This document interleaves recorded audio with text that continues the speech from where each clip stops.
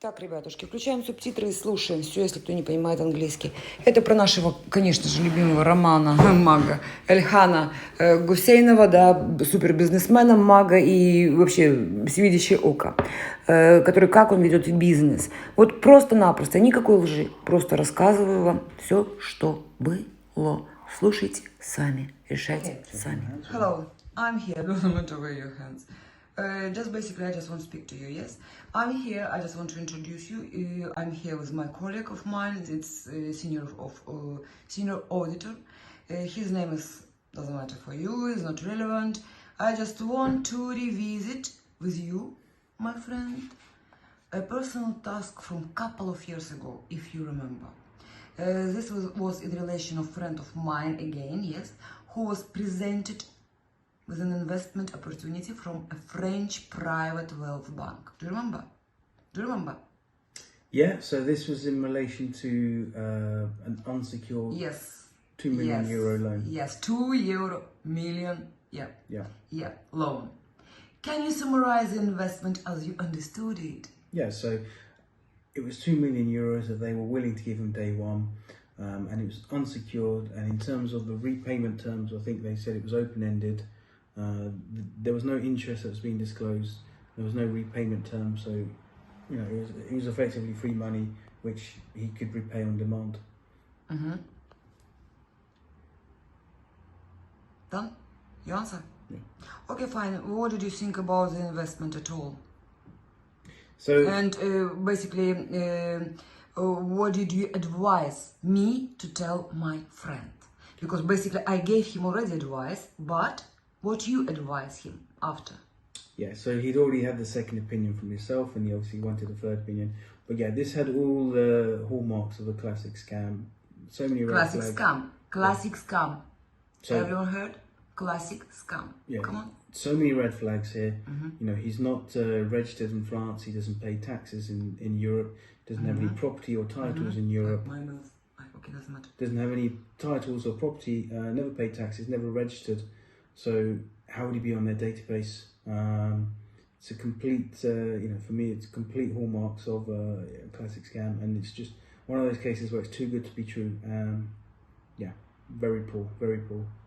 Okay, but he still believes that it's real money. What is the next step he wanted to take? So he still believes that there could be a chance it was true, even though we said, there's no way. So he said, look, could we set up a conference call? So obviously we said, it was the weekend. We know that the banks are closed on Sundays. We said, okay, let's have it Sunday. Yeah, wait. Now it's basically my another question. Yes, but can you summarize the conference and call? And your conclusion, basically, about this whole conference call, yes? Yeah. About ID, which you checked and asked, yes, during the conversation, yes? During the conversation, you done it very quickly that time. Yeah, so we set up a conference call with them on a Sunday. Yeah, three of us. They introduced themselves. With Roman. Yeah. Roman Guseinov. Roman Guseinov. It was Roman Guseinov. Okay, another one. It was my colleague. Because he is, how I said to you, senior advisor, yes, so basically financial. And another thing. Yes, we invited. And who was another one? How, according to Roman Guseinov, it was director of the French bank. Yeah, so they introduced themselves as senior directors of the French private welfare bank. Who is arranging meeting on Sunday. Yeah, so this is, They'd introduced themselves as senior directors. Obviously, a senior director of a bank is not going to negotiate with sales. It'd be sales and managers and what have you like that. That was the first red flag. In the first instances, I asked them, could they identify themselves and how could we verify it? They actually sent IDs over to your colleague, and he forwarded them over through, I think it was WhatsApp.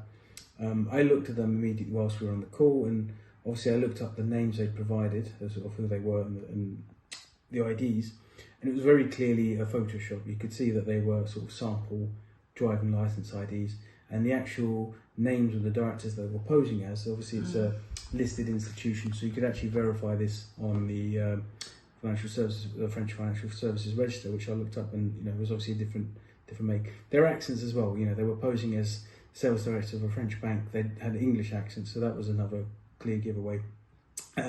we asked about the detail of the loans, obviously just to go through the motions. Yeah, and sent agreement and everything is from email, if you remember, yeah? So there was no...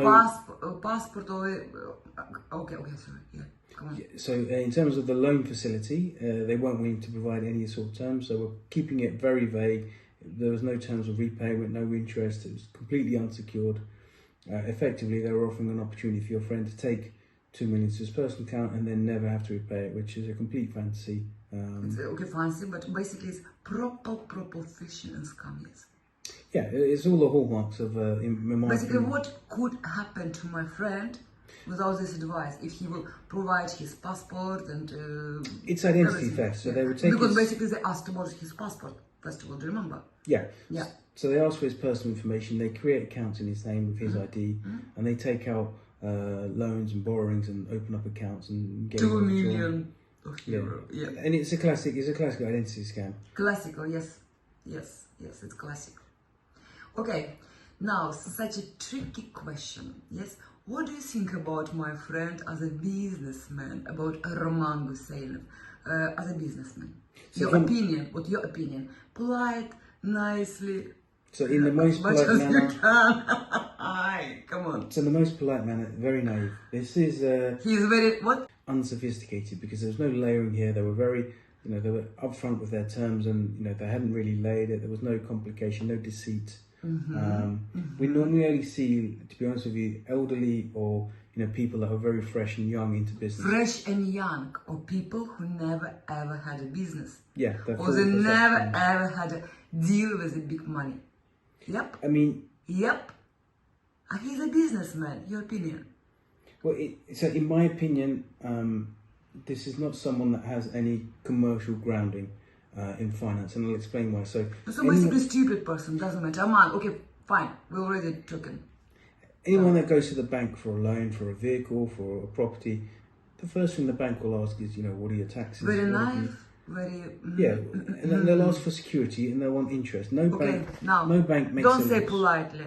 Tell me exactly what do you think about such a person without politeness, without any politeness. Up, quickly, one word, only one word. Dumb.